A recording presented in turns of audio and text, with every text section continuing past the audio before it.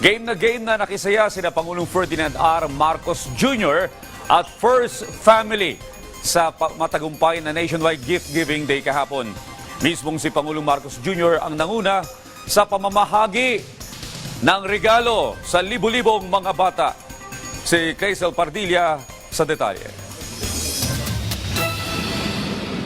Kaya't alam ko, naramdaman ko na kagad yung Pasko dahil andito na naman ang maiingay, ang malilikot at makukulit na mga bata na kumakanta ng malakas ng Christmas Carol.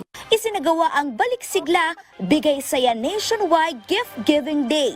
Masayang namahagi ng regalo sina Pangulong Ferdinand R. Marcos Jr. at First Lady Liza Araneta Marcos sa mga bata.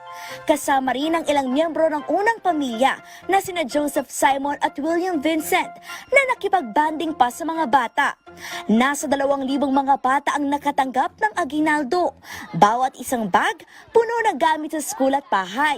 Libre rin ang pagkain tulad ng cotton candy, ice cream at packed milk. Ayon kay Pangulong Marcos, sa kabila ng mga unos sa pinagdaanan ng bansa, nais niyang maging masaya at makabuluhan ang pagdiriwang ng Pasko, lalo na sa mga pamilyang naapektuhan ng mga nagdaang kalamidad. Alam niyo naman, basta pag Pasko, ito ay open house namin dahil ganyan talaga ang naging tradisyon sa pamilya namin, pamilya Marcos.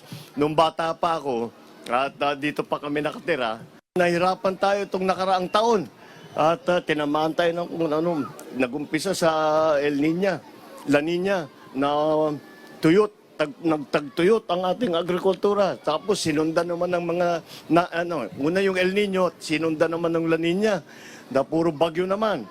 Kaya sana naman, mag-Merry Christmas lang tayo. Naghanda rin ang First Family ng iba pang masayang activity. Lapis ang tuwa ng mga bata na nag-enjoy sa dambuhalang inflatables, kung saan maaring magpadulas at tumalon-talon.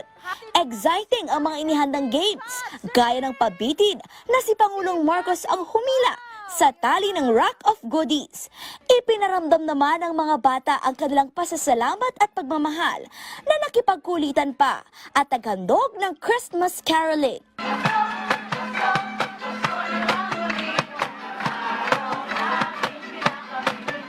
Nasa 30,000 mga bata ang lumahok sa nationwide gift-giving.